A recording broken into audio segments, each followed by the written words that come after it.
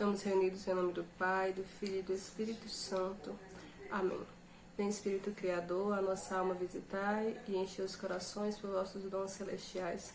Vai ser chamado o intercessor de Deus, excelso dom sem par, a fonte viva, o fogo, o amor, a unção divina e salutar. Sois doador dos 7 dons e sois poder na mão do Pai, por ele prometido a nós, por vossos feitos proclamai. A nossa mente iluminai, os corações enchei de amor, nossa fraqueza encorajai, qual fosse eterno e protetor. Nosso inimigo repeli e concedei-nos sua paz, se pela graça nos guiais, o mal deixamos para trás. Ao Pai e ao Filho Salvador, por vós possamos conhecer, que procedeis do seu amor, fazei-nos sempre firmes crer. Amém. Olá, meus irmãos, que alegria estarmos reunidos mais uma vez na nossa partilha diária. E hoje a palavra que nós iremos meditar está em Mateus 7, a partir do versículo 27, versículo 27 e 28, que diz o seguinte: Disse-lhe Jesus: Deixa primeiro que se fartem os filhos, porque não fica bom tomar o pão dos filhos e lançá-lo aos cães. Mas ela respondeu: É verdade, Senhor, mas também os cachorrinhos debaixo da mesa comem das migalhas dos filhos. E o Senhor nessa passagem nos traz a mulher cananeia, que nós também podemos observar esse mesmo relato lá em Mateus 15, do versículo 21 ao 28, que fala da história dessa mulher que com sua filha muito pequena, possessa por um demônio, pede ao Senhor auxílio para a libertação de sua filha. A primeira coisa que nós precisamos perceber é que, por ser cananeia, essa mulher não era considerada, não era judia, então não estava entre os eleitos filhos de Deus, era uma pagã.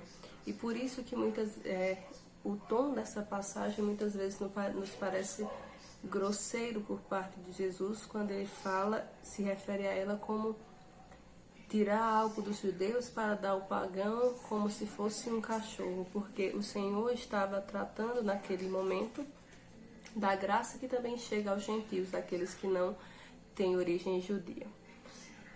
E nós podemos observar duas coisas que é o que trazem a figura dessa mulher, a possibilidade da graça de receber a libertação de sua filha através da sua intercessão. A primeira coisa que nós precisamos entender é a fé dessa mulher. Essa mulher que, com a graça de Deus, ela pôde reconhecer Jesus. Se nós pegarmos do início da passagem, nós percebemos que ela grita, ela fala, filho de Davi. Ela reconhece a grandeza e a filiação de Jesus, então ela reconhece a verdade encarnada. Então nós podemos observar essas duas realidades, a fé dessa mulher e a fidelidade na promessa que tinha alcançado o seu coração, de que Jesus poderia libertar a sua filha. Então essas duas características são aquilo que chama a atenção em Jesus, mesmo ela sendo fora do povo, uma cananeia, uma pagã, ela reconhece a realeza de Jesus, tem fé que ele pode curar a sua filha e é fiel, permanece, mesmo diante de uma resposta por vezes que parece ser rude, ela acredita na possibilidade de Deus, de Jesus, do Filho de Deus encarnado, de alcançar a sua realidade, a filha que estava em casa. E diante dessa figura dessa mulher, Jesus diz, reconhece o tamanho da fé dela e concede à filha a cura à sua filha.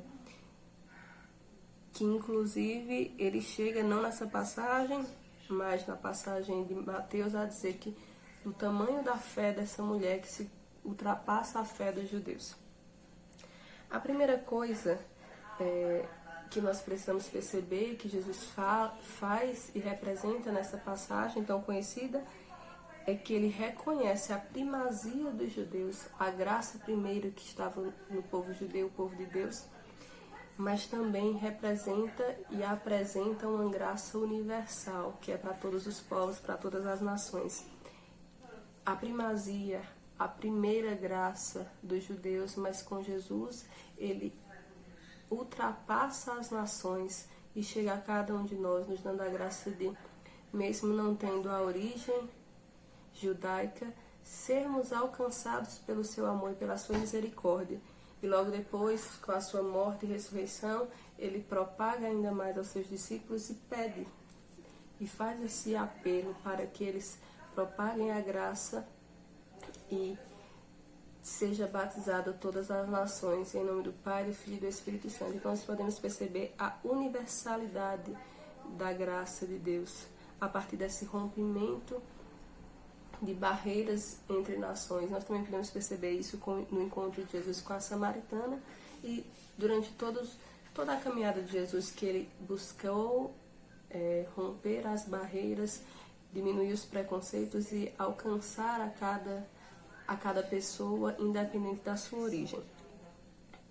E através dessa libertação, dessa abertura da graça para todos os povos, nós reconhecemos o nascimento da nossa igreja católica quer dizer universal, e essa graça de vivermos em todos os continentes hoje, de alcançarmos a maioria dos países e de sermos a igreja de Cristo que propaga essa graça, que alcançou a cananeia mesmo diante daquela situação complicada e difícil de sua filha, com a fé de reconhecer Jesus, e que hoje alcança tantos outros e alcançou a mim e a você.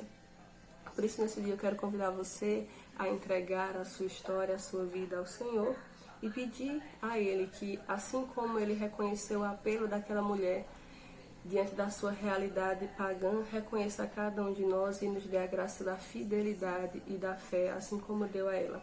E que todas as libertações e aquilo que nós precisamos, as nossas necessidades, que Ele venha saciar e nos auxiliar nesse processo, nessa caminhada. Louvado seja nosso Senhor Jesus Cristo, para sempre seja Deus louvado. Estivemos e vamos permanecer unidos em nome do Pai, do Filho e do Espírito Santo. Amém.